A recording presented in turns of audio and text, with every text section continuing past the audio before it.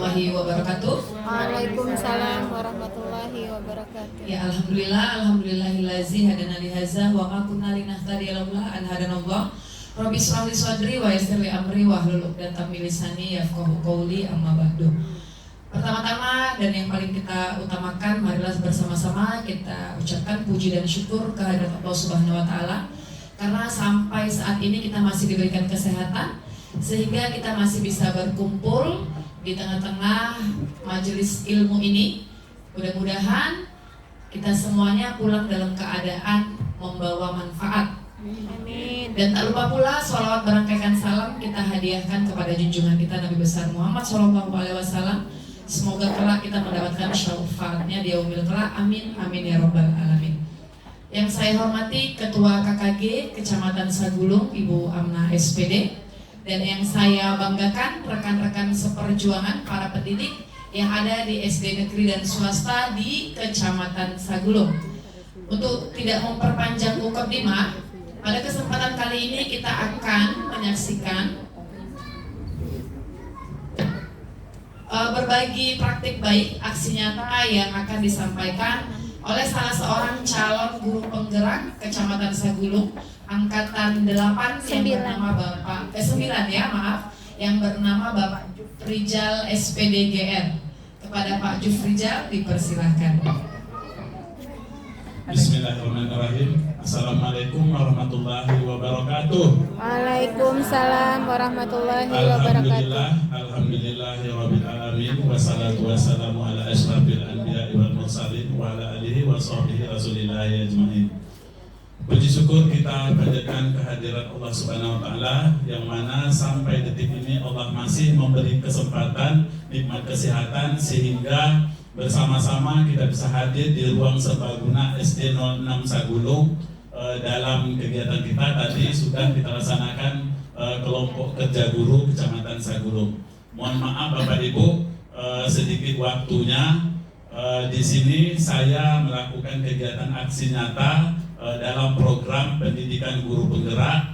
Kebetulan saya masuk ke dalam angkatan 9. Jadi aksi nyata ini seharusnya sebaiknya kayak saya pengimbasan dilakukan di sekolah saya sendiri. Namun kami baru selesai melakukan akreditasi sekolah. Bapak Ibu guru di sekolah rata-rata sibuk. Jadi saya molor terus. Semalam mau melakukan aksi nyata di sekolah. Syarat minimal 10 guru yang diimbaskan, tetapi semalam cuma dapat 7. Jadi oleh Pak Hasrat, ya sudah besok KKG Sagulung aja disampaikan katanya.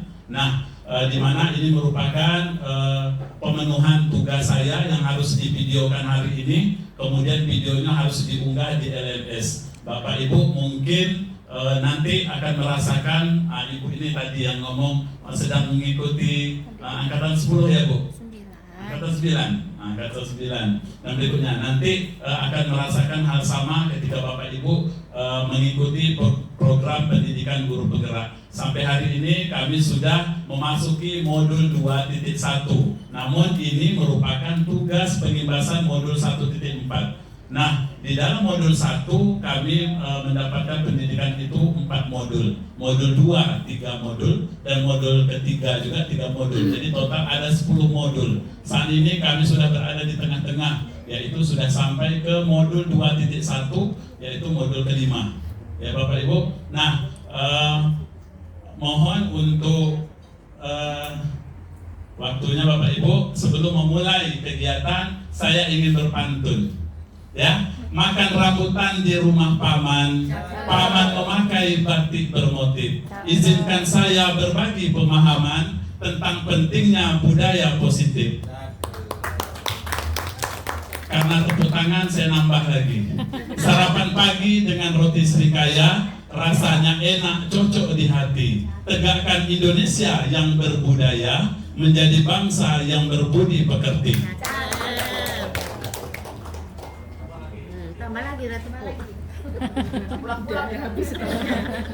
Bapak Ibu, dalam konsep inti budaya positif ini, di sini kami ditekankan untuk menyampaikan 8 tentang yang pertama perubahan paradigma belajar, yang kedua tentang disiplin positif, Yang ketiga, nilai-nilai kebajikan. Yang keempat, kebutuhan dasar manusia. Yang kelima, motivasi perilaku manusia. Yang keenam, posisi kontrol guru. Yang ketujuh, keyakinan kelas. Dan yang terakhir yaitu segitiga restitusi. Sudah dilalui di kelas ini. Di ruang kita ini sudah banyak senior. Contoh Bu Eka dari SD 011 sudah guru penggerak angkatan 4, Bapak Ibu. Ada Pak Tony sekarang posisi sudah PP, sudah selesai. Bahkan beliau mengikuti PASIL lagi. Sudah keren. Beri tepuk tangan untuk Sagulung. Hebat ya, kita berdoa mudah-mudahan Pak Tony juga lulus sebagai fasilitator dalam program guru penggerak. Amin. Yang pertama, Bapak Ibu, tentang budaya positif atau ekosistem positif. Kita ambil contoh perbandingannya dengan hidup tumbuh-tumbuhan. Seorang petani dalam hakikatnya sama kewajiban dengan seorang pendidik. Jadi Ki Hajar Dewantara itu mencontohkan bahwa kita sebagai seorang guru ini seorang petani. Nah, sementara di situ padi diibaratkan contoh murid kita. Jadi mau murid kita seperti apa itu ada di tangan seorang guru. Nah, di sini mau padinya seperti apa itu tergantung seorang petaninya. Apakah dia rajin memperbaiki kondisi tanah, memelihara tanaman padi dan sebagainya. Disitulah juga peran kita sebagai seorang guru di sekolah. Mau murid kita seperti apa itu tergantung peran dari kita semua. Ya Bapak Ibu, itu salah satu tentang pemikiran dari Bapak kita yaitu Ki Hajar Dewantara. Nah, kita lanjut ke perubahan paradigma. Di sini kita melihat kegiatan kepalan tangan. Bapak Ibu silakan coba Bapak Ibu melakukan kepalan tangan. Anggap saja yang Bapak Ibu genggam itu barang yang berharga bagi Bapak Ibu.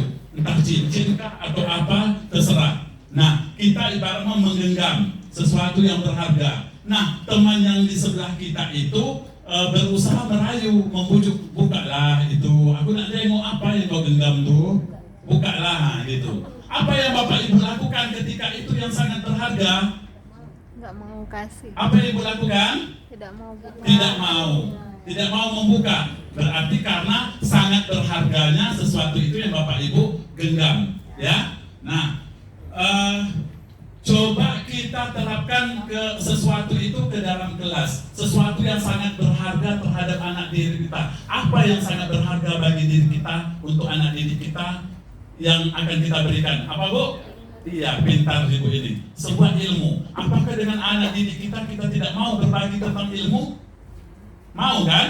Nah, berarti kita sudah ingin berbagi ilmu terhadap anak didik kita. Perubahan paradigma di teori kontrol atau instruksi kontrol, yaitu guru mengontrol murid. Yang kedua, kritik dan membuat orang merasa bersalah dapat menguatkan karakter. Yang ketiga, semua penguatan positif, efektif dan bermanfaat. Yang keempat, orang dewasa memiliki hak untuk berkuasa. Kita lihat selanjutnya, perubahan paradigma, stimulus respon dengan teori kontrol. Bisakah kita mengontrol orang lain atau bisakah kita mengontrol seseorang? Bisa. Bisa tak Bapak Ibu mengontrol orang lain? Tidak bisa. Nah, di sini kita melihat apa perbedaan antara stimulus respon dengan teori kontrol. Yang pertama, di stimulus respon kita mencoba mengubah orang agar berpandangan sama dengan kita. Sementara di teori kontrol, kita berusaha memahami pandangan orang lain tentang dunia. Yang kedua, di stimulus respon, perilaku buruk dilihat sebagai suatu kesalahan. Sementara di teori kontrol, semua perilaku memiliki tujuan. Di stimulus respon, orang lain bisa mengontrol saya. Di teori kontrol, hanya Anda yang bisa mengontrol diri Anda. Kemudian, saya bisa mengontrol orang lain. Di teori kontrol, Anda tidak bisa mengontrol orang lain. Di stimulus respon, pemaksaan ada pada saat rujukan gagal. Sementara di teori kontrol, kolaborasi dan konsensus menciptakan pilihan-pilihan baru. Terakhir, di stimulus respon, model berpikir menang kalah. Di teori kontrol itu model berpikir menang-menang.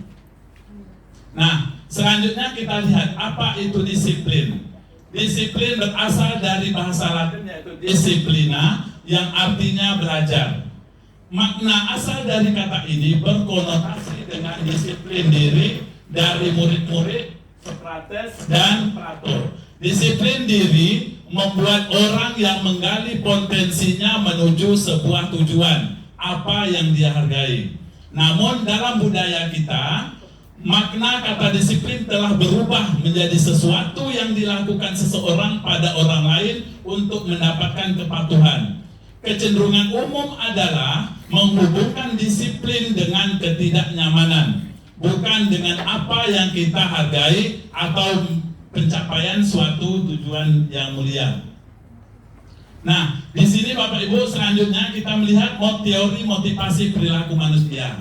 Yang pertama itu ada untuk menghindari ketidaknyamanan atau hukuman yang termasuk dalam motivasi eksternal. Apa yang akan terjadi apabila saya tidak melakukannya? Contohnya gini, berarti di sini contohnya kita datang ke sekolah itu mungkin karena takut anak murid datang ke sekolah kita itu datang cepat itu mungkin karena dia takut dihukum. Nah, itu motivasi eksternal. Yang kedua kita melihat untuk mendapatkan imbalan dari orang lain.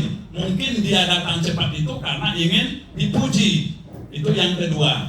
Yang ketiga, teori motivasi perilaku manusia yang ketiga yaitu untuk menghargai diri sendiri, menjadi insan sesuai harapan kita. Berarti di sini saya akan menjadi orang yang seperti apa bila saya melakukannya. Contoh, anak didik kita paham bahwa saya akan berbuat baik dengan harapan suatu hari saya juga akan mendapat balasan yang baik juga. Berarti dari ketiga teori motivasi perilaku manusia, teori mana? Nomor 1, 2, 3 ini teori mana yang paling baik?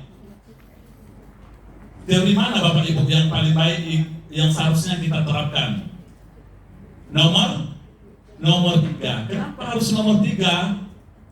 Karena nomor 3 itu berarti ada sesuatu yang dia inginkan. Dia bukan takut karena diancam, bukan karena dihukum dia melakukan, bukan karena dia ingin dipuji-puji orang lain, karena dia ada sebuah tanggung jawab.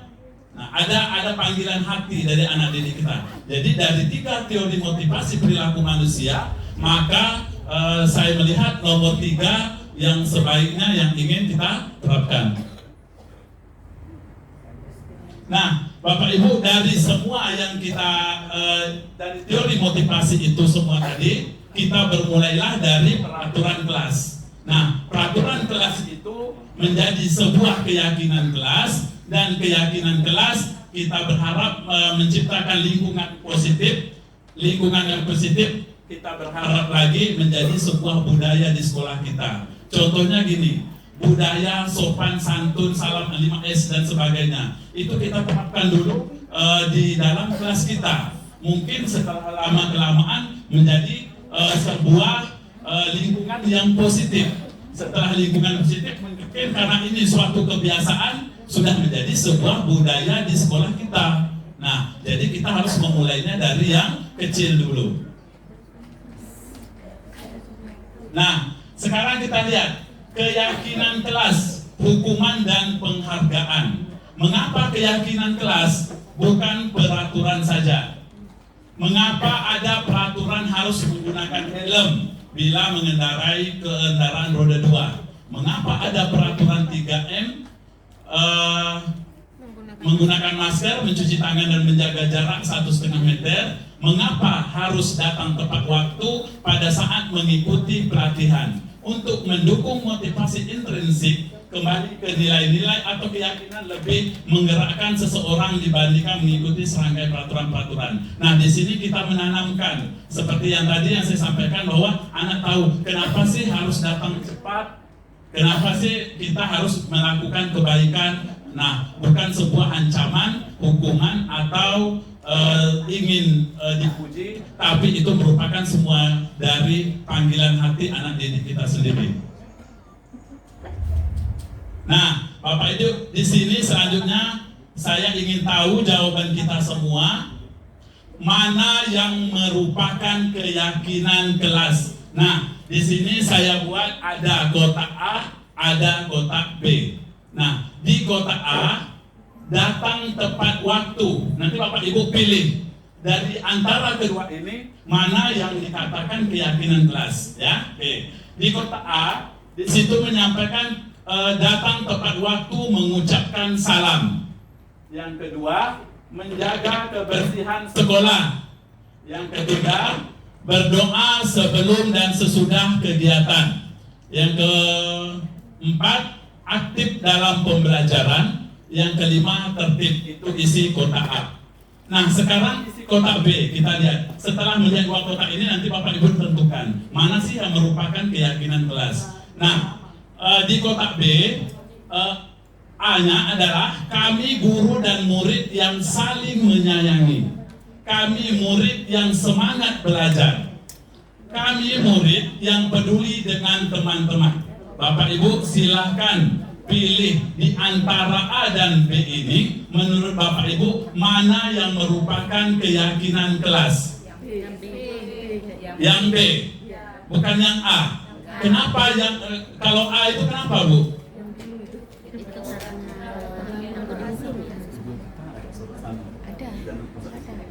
Ya, kenapa A? Kalau A kenapa, Bu?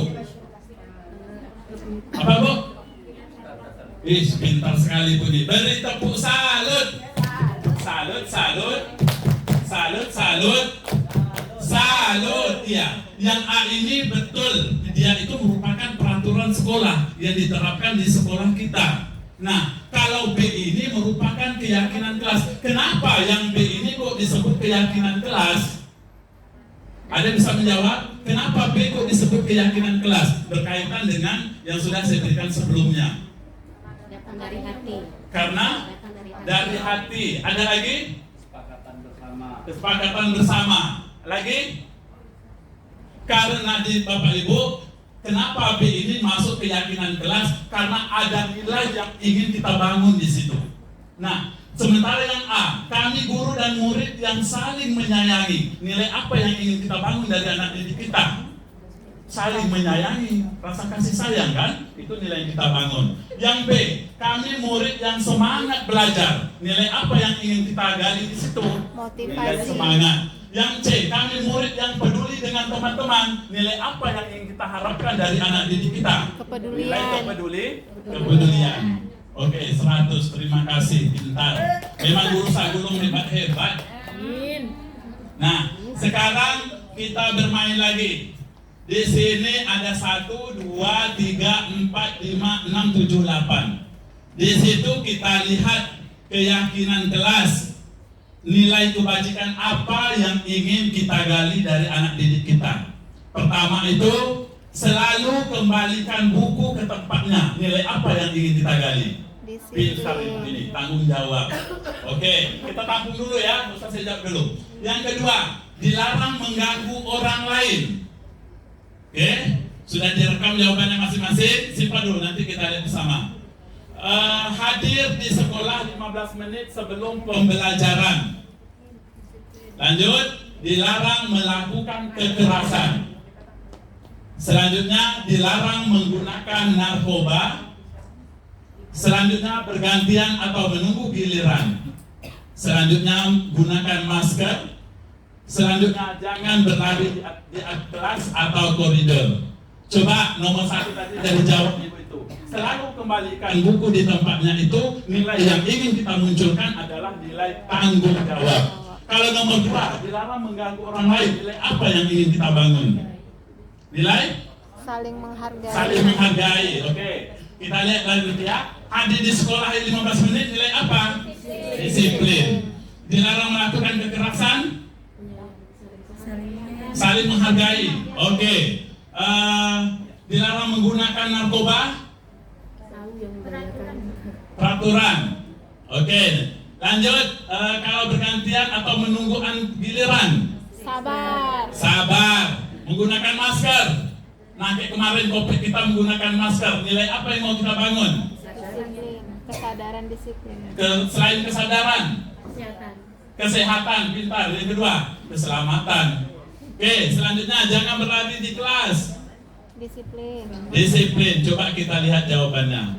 Nah, selalu kembalikan buku tempat, itu nilai yang ingin kita munculkan, ada nilai tanggung jawab. Begitu untuk yang seterusnya yang kita bahas tadi.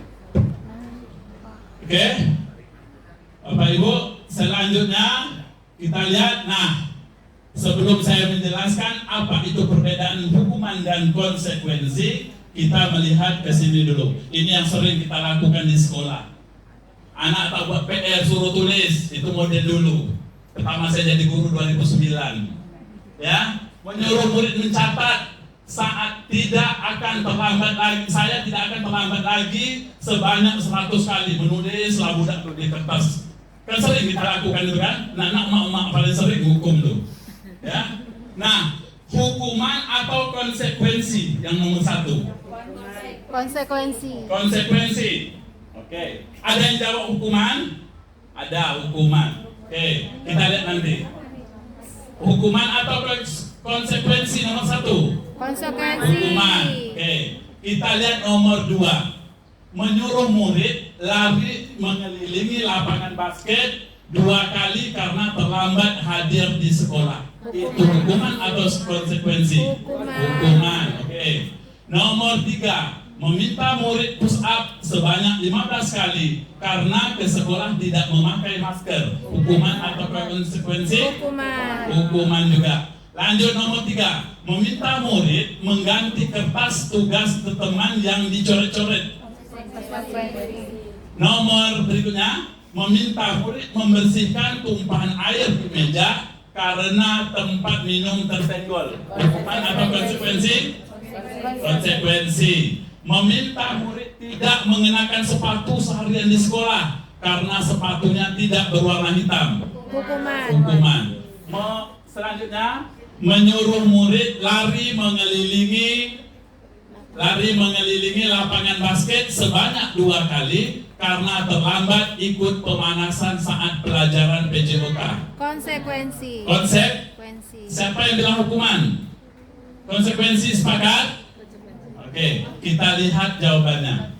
Nomor 1 hukuman, nomor 2 hukuman, nomor 3 hukuman, nomor 4 konsekuensi, nomor 5 konsekuensi, nomor 6 hukuman, nomor 7 konsekuensi. Ada pertanyaan yang sama, yaitu di poin nomor 2 dan poin nomor 6. yang terakhir.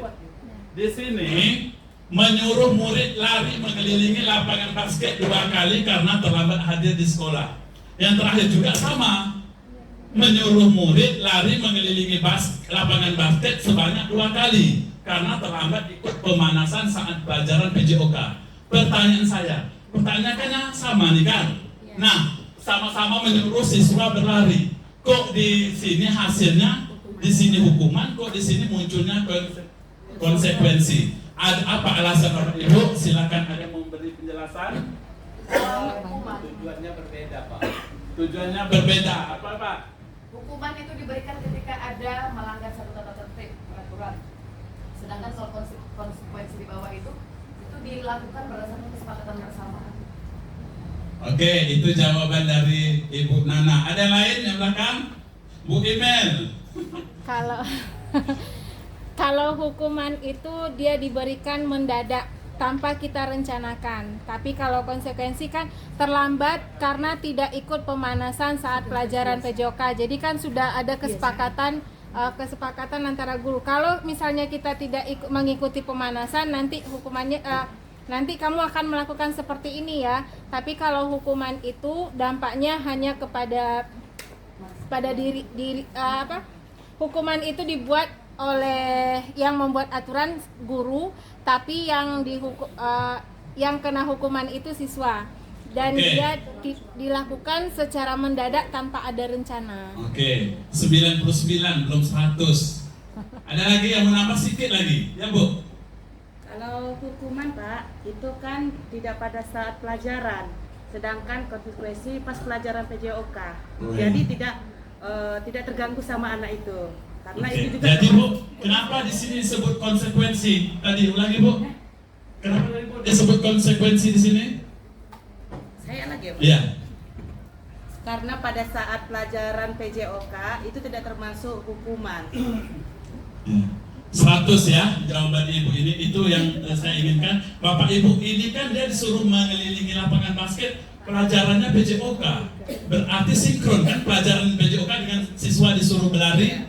Nah itulah membedakan yang di poin nomor 2 dengan yang terakhir, pelajarannya sinkron, paham nggak?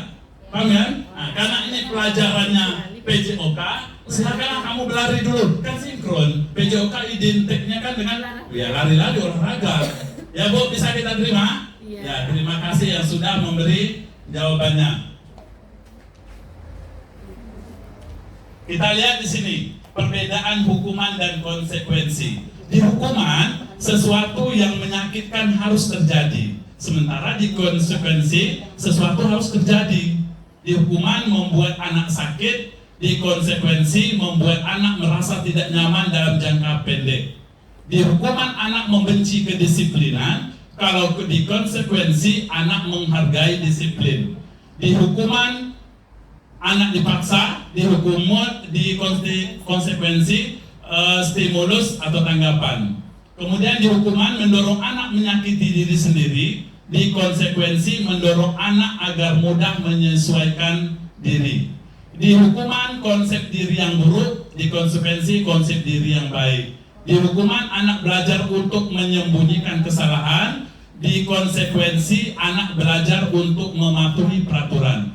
Di hukuman anak marah, rasa bersalah, dipermalukan, merasa tak dihargai. Di konsekuensi kehilangan hak, dibuat tidak nyaman, diasingkan untuk sementara. Nah, Bapak Ibu, kita masuk selanjutnya itu kebutuhan dasar manusia. Nomor 1, apa Bapak Ibu jawabannya? Kesenangan. Iya, kesenangan. Kebutuhan dasar yang kedua, Cinta kasih sayang. cinta dan kasih sayang. Kebutuhan dasar yang ketiga, Kebebasan. kebebasan. Kebutuhan dasar yang keempat, penguasaan. Kebutuhan dasar yang kelima, Bertahan hidup. bertahan hidup. Oleh beri tepuk salut. Salut, salut. Salut, salut. Salut. Oke. Kita lihat ya. Oke. Yang pertama kesenangan. Kesenangan itu berarti kebutuhan untuk merasa senang. Semua anak murid kita ingin hidup dengan senang. Yang kedua, cinta dan kasih sayang. Itu artinya kebutuhan untuk diterima, memberi dan menerima kasih sayang. Itu yang diharapkan anak didik kita. Yang ketiga, kebebasan. Berarti di sini kebutuhan akan pilihan, kemandirian dan otonomi. Anak juga di sekolah ingin kebebasan. Selanjutnya yang keempat itu penguasaan, kebutuhan pengakuan atas kemampuan, prestasi yang diakui. Jadi tidak hanya guru saja. Yang kelima yaitu kebutuhan untuk bertahan hidup. Jadi itu 5 kebutuhan dasar manusia.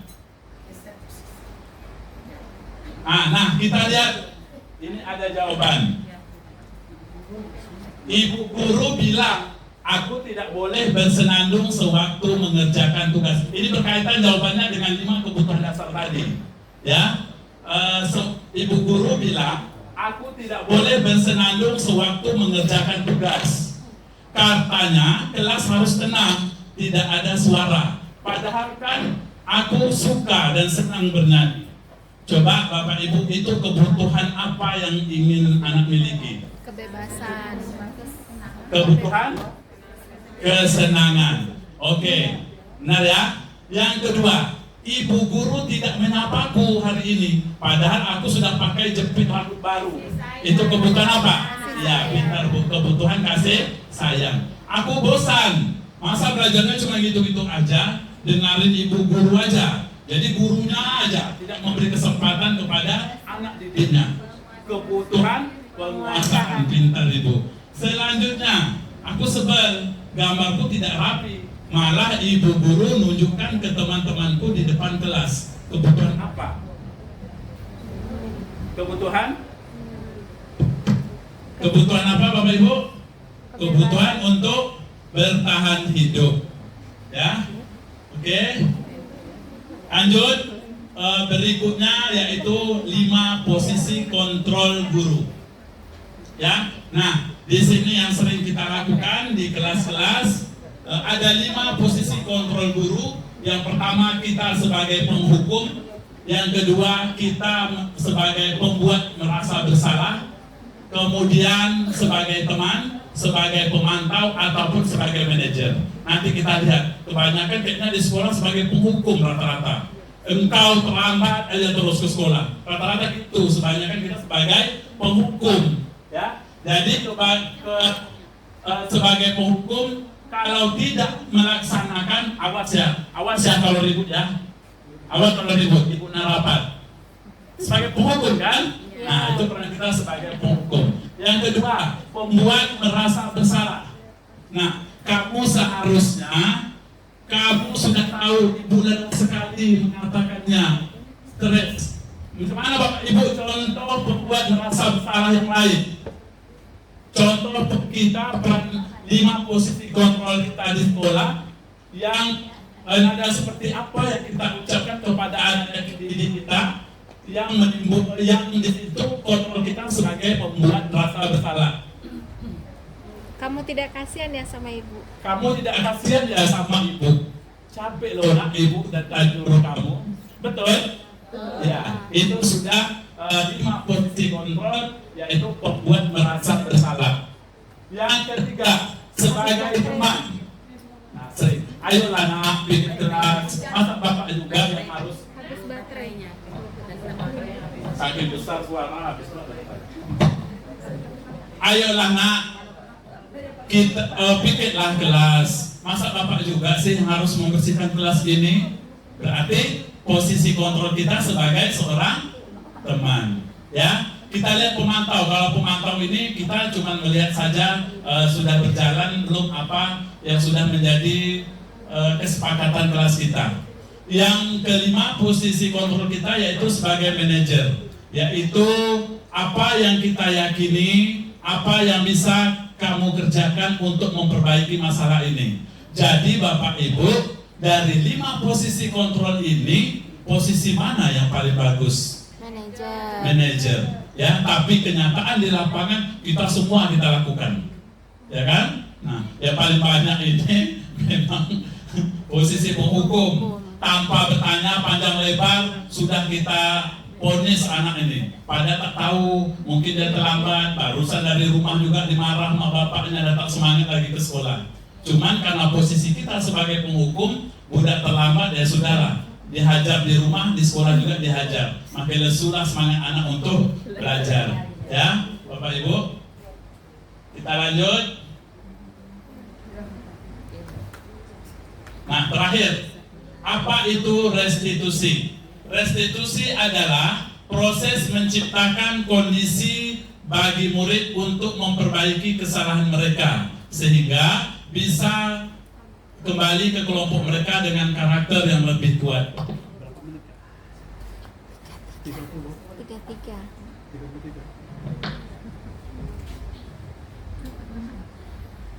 Nah, ada 9 ciri restitusi. Yang pertama, bukan untuk menebus kesalahan, tetapi untuk belajar dari kesalahan. Yang kedua, memperbaiki hubungan. Yang ketiga, tawaran, bukan paksaan. Yang keempat, menuntun untuk melihat ke dalam diri. Yang kelima, mencari kebutuhan dasar yang mendasari tindakan. Yang keenam, cara untuk memperbaiki diri. Yang ketujuh, fokus pada karakter, bukan tindakan. Yang kedelapan, fokus pada solusi. Yang kesembilan, mengembalikan murid yang berbuat salah pada kelompoknya. Itulah 9 ciri restitusi. Nah, inilah yang dimasukkan segitiga restitusi. Dalam penyelesaian masalah di sekolah, Bapak Ibu, di dalam program guru penggerak kami diajarkan untuk menyelesaikan masalah menggunakan segitiga restitusi. Di mana yang pertama kita menstabilkan identitas, ya, menstabilkan identitas. Setidaknya kita bertanya ke anak kita setiap orang pasti pernah melakukan kesalahan. Kamu bukan satu-satunya yang pernah melakukan kesalahan. Identitas ketenangan dirinya dulu yang kita lakukan. Itu diharapkan. Tidak langsung menjadi penghukum seperti yang dipaparkan tadi. Setelah menstabilkan identitas, kita dianjurkan untuk validasi tindakan yang salah. Nah, inilah yang perlu kita tanyakan kepada anak didik kita. Kamu tentu punya alasan kan mengapa kamu melakukan itu.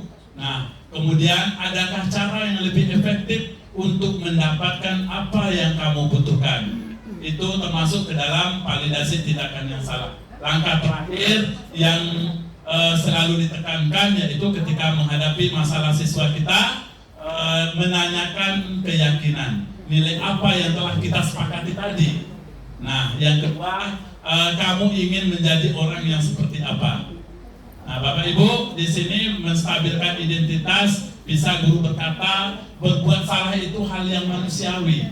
Tidak ada manusia yang sempurna. Bapak Ibu guru juga buat salah. Itu menstabilkan identitas. Kita pasti bisa menyelesaikan permasalahan ini. Bapak Ibu tidak tertarik untuk mencari tahu siapa yang benar, siapa yang salah. Bapak Ibu lebih tertarik untuk menyelesaikan masalah. Kalau kamu menyalahkan dirimu sendiri terus-menerus, apakah kamu bersikap baik pada dirimu sendiri? Itulah salah satu bentuk menstabilkan identitas kepada siswa kita. Validasi tindakan yang salahnya, kamu bisa saja melakukan hal yang lebih buruk, tapi kamu tidak melakukannya. Kemudian kamu pasti punya alasan mengapa melakukannya. Apa yang penting bagi kamu? Kamu boleh tetap berusaha menjaga sikap itu, tapi tambahkan sikap yang lain. Maukah kamu belajar cara lain untuk mendapatkan yang kamu butuhkan tanpa harus memukul? Seperti itu. Jadi kita ajukan pertanyaan-pertanyaan dulu kepada anak didik kita. Dan terakhirnya adalah menanyakan keyakinan. Ya, Bapak Ibu, kesimpulan dalam penerapan program disiplin positif, hendaknya guru memiliki standar kepribadian, profesional, dan sosial yang baik, di mana guru mampu berefleksi pada posisi kontrolnya saat ini. Bagaimana perjalanan dirinya sebagai seorang among yang menuntun murid-muridnya menjadi insan yang mandiri, merdeka, dan bertanggung jawab. Bapak Ibu, kepribadian, profesional, dan sosial itu nilai apa yang harus kita miliki sebagai seorang guru? Sebagai seorang guru berarti kita harus menerapkan ini. Apa itu? Nah, guru memiliki standar kepribadian, profesional, dan sosial. Satu lagi ada.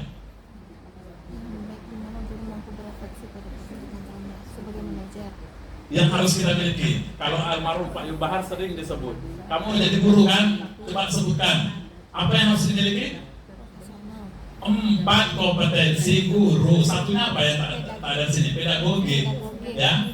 Jadi saya ingat betul Pak Yubahar kalau sedang misi apa, sering tanya guru, apa 4 kompetensi? Kamu jadi guru kan? Coba sebutkan. Apa itu 4 kompetensi guru? Nah, ya. Bapak Ibu, ya, ini merupakan kesimpulan dalam pengimbasan saya. Silakan di terakhir kita melakukan refleksi. Saya minta kepada 3 orang untuk memberikan refleksi mulai dari nomor 1, nomor 2, nomor 3 gantian. Hal baru apa yang mengubah tentang paradigma? Silakan Bu, Ibu ini aja lah yang di depan dekat sedikit, Bu. Dan siapa Bapak Ibu yang bisa? Hal baru apa yang mengubah paradigma? Bapak Ibu, begitu juga kita di kelas, setelah habis pembelajaran jangan langsung keluar. Kita sebenarnya melakukan refleksi bersama anak didik kita. Ada yang mau menyampaikan hal baru apa yang mengubah tentang paradigma? Silakan Bu. Berapa menit kan? Biar ada yang bertanya ya. Apa? Ibu Ya, yang nomor 1, ya. hal baru yang saya dapat, paradigma dalam mendidik murid yang di Ki Hajar Dewantara ya, menuntun bukan mengajar. Kemudian yang kedua, perasaan apa yang muncul selama mengikuti sesi ini, khususnya mengenai makna disiplin dan motivasi intrinsik, perasaan merefleksi diri ya merefleksi diri selama sudah beberapa tahun kita sebagai guru. Selama ini kita mendisiplinkan anak itu kan dari intrinsik atau dari diri pribadi seorang anak, tetapi karena kontrol seorang guru, ya. Kemudian tata tertib, bukan keyakinan kelas. Jadi kalau tata tertib itu bukan konsekuensi tapi hukuman. Tapi kalau keyakinan kelas itu tadi konsekuensi yang sudah disepakati. Yang ketiga, saya akan menjadi Amung yang seperti apa? Saya maunya Amung seperti manajer. Tapi kadang-kadang saya juga sebagai penghukum. Kadang-kadang saya juga sebagai teman. Jadi harus saya dapat memposisikan diri saya dan melihat karakter anak saya gitu. Kalau sebagai manajer terhadap anak yang memang membutuhkan hukuman, tetap saya lakukan seperti itu. Terima kasih Bu. Beri tepuk salut. Salut. Terima kasih Bu. Dari sekolah mana Bu? 011. 011 ya?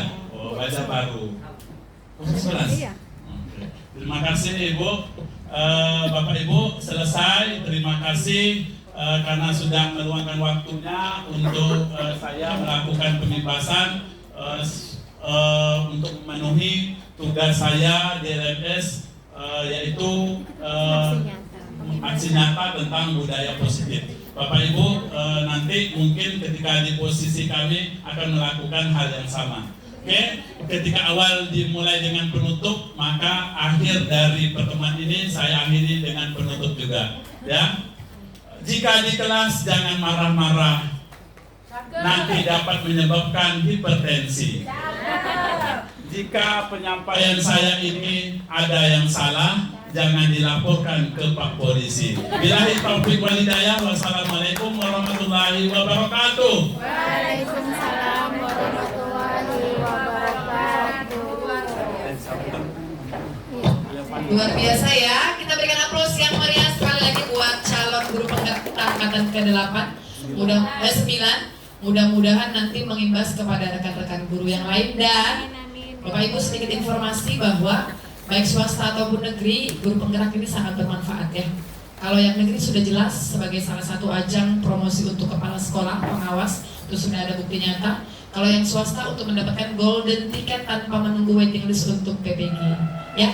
Jadi PPG Bapak Ibu, kalau yang belum sertifikasi swasta, Anda tidak usah lagi menunggu waiting list dan menggadang-gadang nilai UKG, tapi Anda langsung dapat golden ticket. Tamat tahun ini, maka tahun depannya langsung terpanggil PPG dalam jabatan, plus Anda tidak mengikuti virtual Zoom seperti tadi ya, itu 3 bulan dan itu amsyong ya, mumet di depan kamera, tapi Anda cukup mengunggah video UKIN dan UP saja.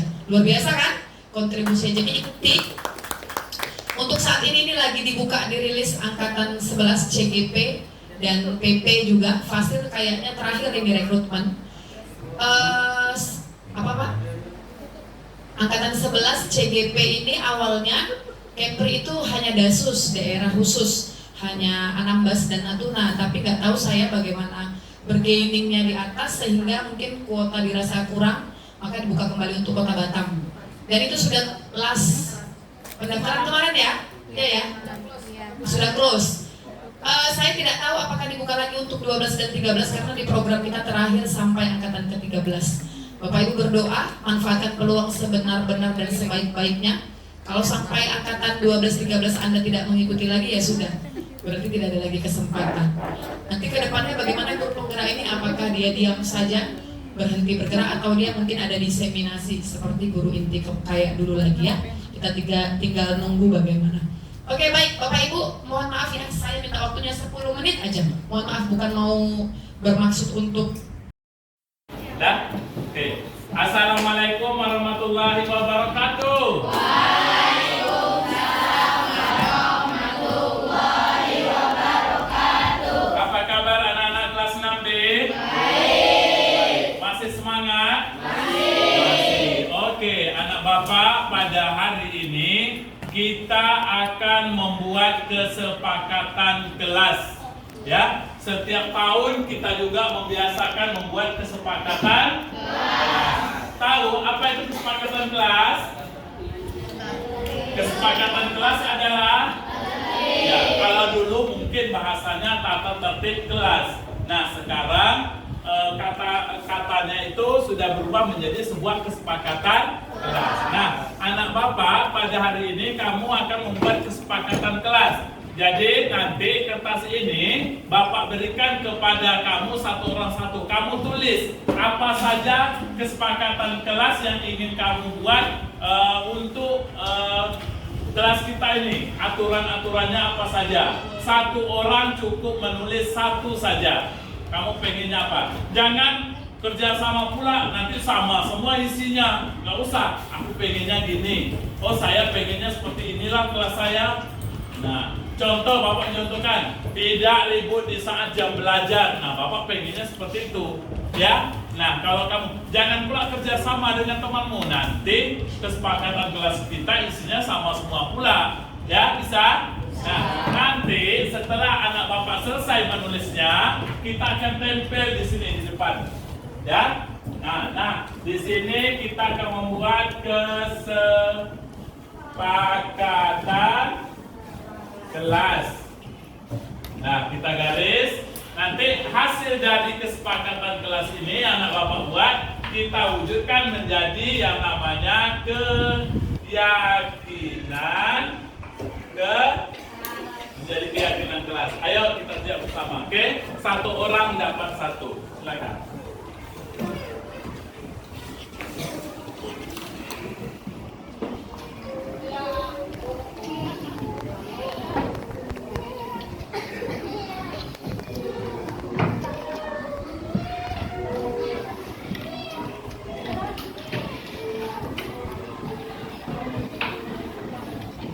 Yang mau nulis nama juga boleh, tulis nama Adib, baru buat kesepakatan kelasnya. Apa-apa yang kamu inginkan nanti kamu tulis di situ.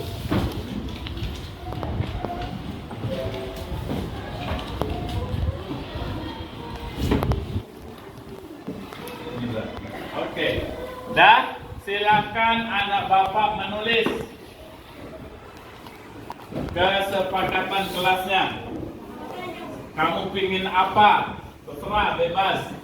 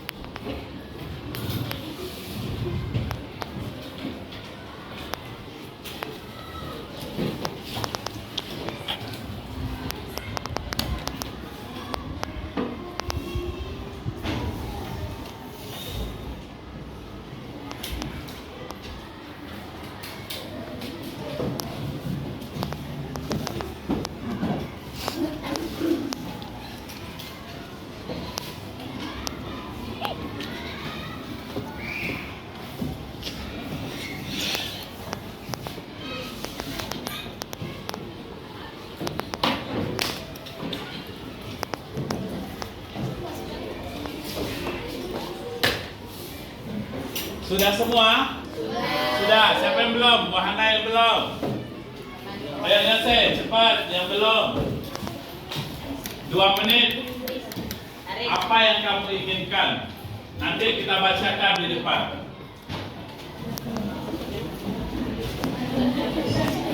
Satu orang cukup satu saja.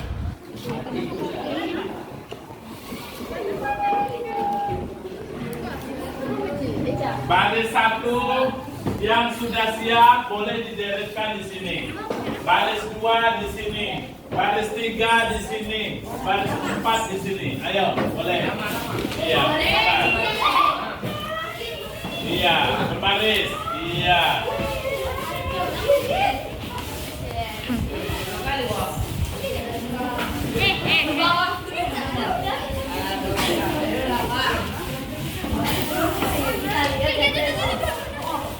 sudah tegak, duduk. Kamu sudah nempel. Yang sudah menempelkan hasilnya, silakan duduk kembali.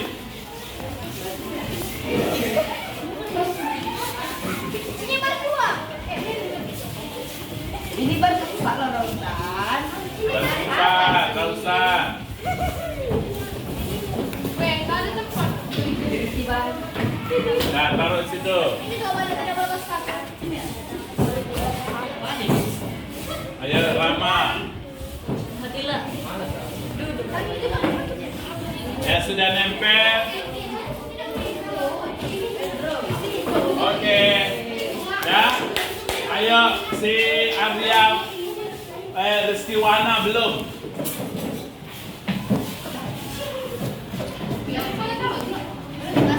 Oke. Nah, ini keyakinan kelas baris 1 sudah menempel.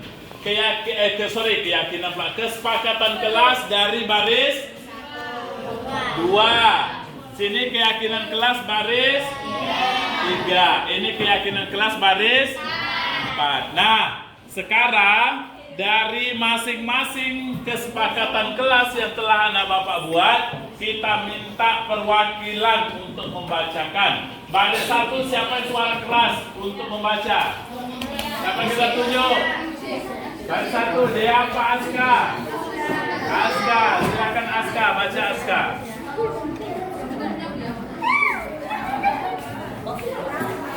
Ya, sana, ada sana. Oke, dengarkan kesepakatan kelas yang dikerjakan baris 1 dibacakan oleh temanmu Aska.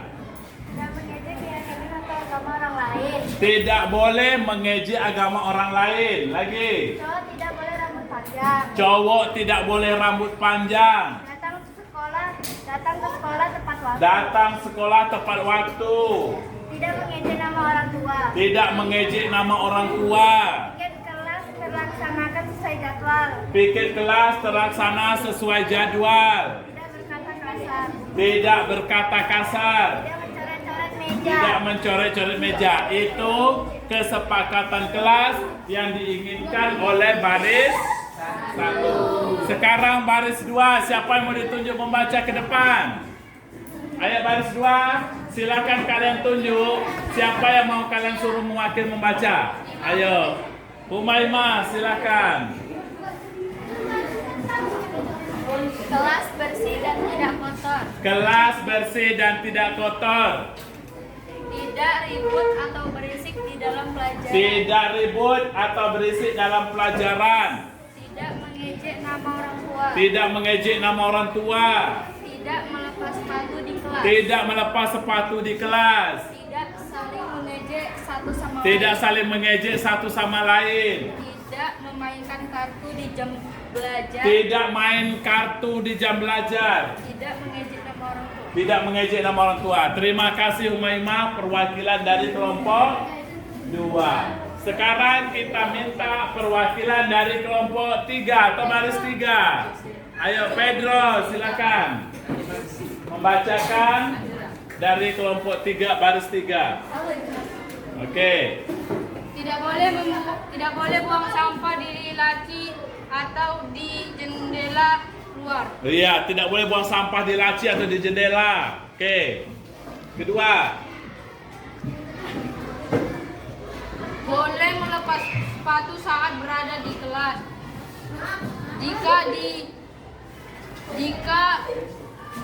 Jika tidak piket, kena kena hukum. hukum. Piket 1 minggu. Lanjut. Dan tidak piket bersihkan kelas dan memungut sampah. Yang tak piket disuruh membersihkan kelas. Ya, oke lanjut. Tidak mengejek nama orang tua. Tidak mengejek nama orang tua. Tidak mengejek nama orang tua. Tidak mengejek nama orang tua lagi. Tidak saling mengejek sesama teman dan menghargai teman. Tidak mengejek sesama teman dan saling menghargai sesama teman. Oke, itu kelompok 3. Kita lanjut pemaparan dari kelompok 4. Siapa yang mau maju? Rama, silakan.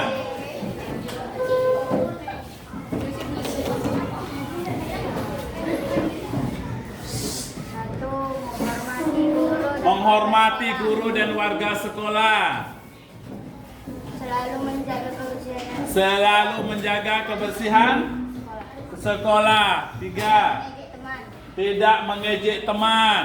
Tidak boleh membawa tip Tidak boleh membawa tip cair. cair. Tidak berkelahi. Tidak berkelahi. Piket kelas Bikin kelas sesuai sesuai jadwal. Sudah dibacakan. Oke. Dah. Silakan. Sekarang kita dari kesepakatan kelas yang anak bapak buat tadi, ayo kita rubah menjadi kalimat yang bagus, yang sopan, menjadi sebuah keyakinan kelas. Ayo, tidak mengejek orang lain. Rata-rata tidak boleh ejek mengejek tadi kan? Nah, oke, kita lepaskan. Tidak boleh mengejek, tidak boleh mengejek. Mana lagi? Tidak mengejek, tidak boleh mengejek, tidak mengejek. Mana lagi ya? Tidak boleh mengejek, tidak mengejek nama orang tua dan teman, tidak mengejek teman, tidak boleh mengejek. Ada lagi kan nih? Tidak berkelahi, tidak pikir kelas. Oke. Nah, tidak boleh mengejek orang lain. Mau kita menjadikan keyakinan kelas kita apa yang kita buat? Tidak boleh saling mengejek. Jangan tidak boleh. Ayo saling Toleransi. menghargai, saling menghargai, apa lagi? Toleransi. Dan menghormati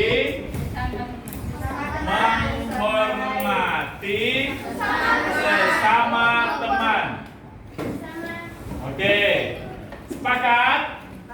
Saling yang kamu buat ini ada banyak, berapa ini? Ada 3, 4, 5, 6, 7, 8, 9. Kita simpulkan yang menyebut tadi menjadi saling menghargai dan menghormati sesama teman. Oke, pintar.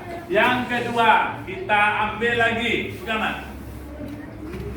Cowok tidak boleh berambut panjang. Cuman satu. Ayo. Cuman satu. Tidak boleh berambut panjang. Kalimat yang baiknya kita rubah. Apa tuh? Pintar. Lagi. Rambut harus rapi. Lainnya? Enggak. Bahasa yang lebih baiknya? Apa? Rambut selalu rapi. Terus? Belum tepat kalimat yang lebih bagusnya. Selalu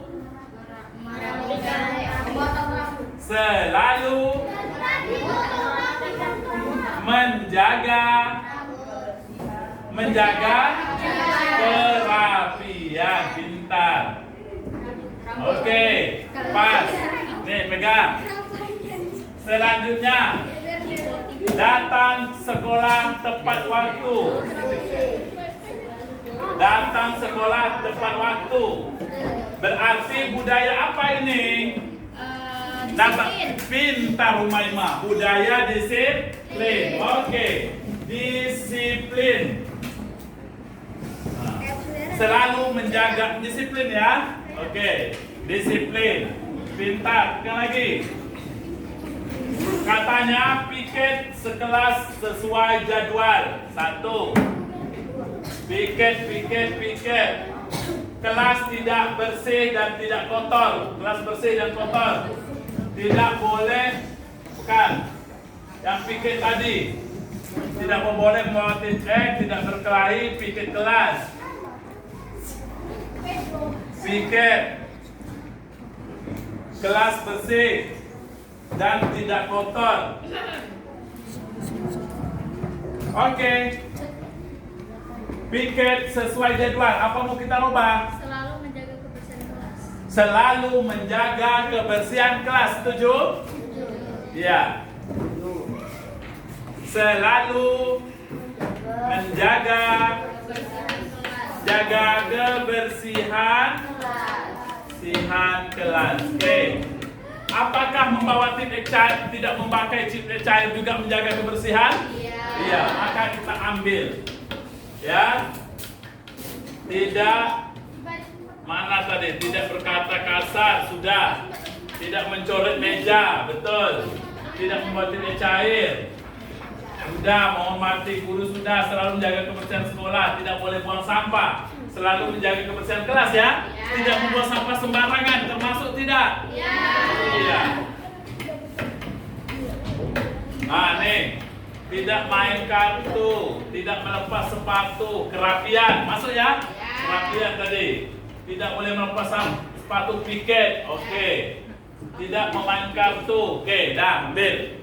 Yang tersisa hanyalah tidak ribut atau berisik di dalam jam pelajaran. Yang kedua, tidak main kartu dalam jam belajar. Kalimat apa yang mau kita buat? Apa?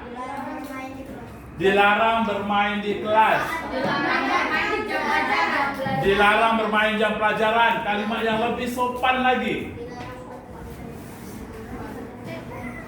Ayo. Tidak boleh bermain di jam pelajaran. Tidak boleh bermain di jam pelajaran. Diganti kalimatnya lagi. Dilarang bermain di jam pelajaran. Apa? Dilarang bermain di jam pelajaran. Dilarang bermain. Kata dilarang bermain kita ganti. Ayo menjadi tidak bolehnya kita ganti. Menjadi ya itu baru 90 nilainya, belum 100. Tidak boleh bermain, tidak boleh ini. Itu kalimatnya menjadi apa? Kesatu kalimatnya. Belum tepat, ya, tidak boleh bermain di jam pelajaran. Kita rubah menjadi apa? Kalimatnya.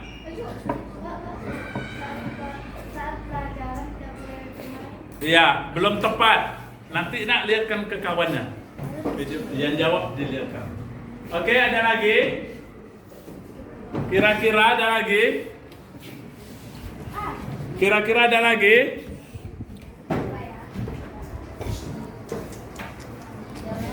Tak boleh berisik, contohnya tadi kata kamu tak boleh tidak ribut berisik di jam pelajaran. Berarti simpulannya apa? Siapa yang bisa? Nah, Bapak pancing. Selalu, tadi sudah selalu menjaga kerapian itu memotong rambut, memakai bajunya masuk ke dalam, pakai ikat pinggang, kukunya juga harus rapi. Itu berarti menjaga kerapian. Nah, sekarang di kelas tak boleh berisik hal-hal yang tak penting. Kalau berisik dalam hal belajar itu boleh, kan berkaitan dengan belajar. Masa diam terus kayak boneka? Tidak, cuman berisik hal yang berkaitan dengan pelajaran. Nah, yang termasuk tidak ribut di jam belajar itu berarti selalu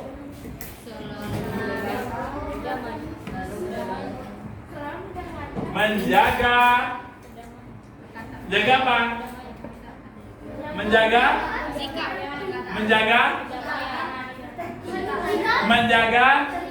Iya, menjaga apa, Aska? Iya, ketertiban kelas. Iya, selalu menjaga ketertiban kelas berarti kamu tidak boleh berisik di jam pelajaran. Oke. Nah, anak Bapak, kesepakatan kelas yang sudah kamu buat sudah kita rubah menjadi dalam keyakinan kelas. Nah, keyakinan kelas ini nanti akan kita buat seperti ini, baru kita tempel di depan. Oke? Nah, sekarang akan kita tempel nanti. Silakan Hansa, nanti ditulis nak, baru kita hari Sabtu kita membuat di styrofoam baru kita tempel. Tulis itu kata-katanya itu di sini.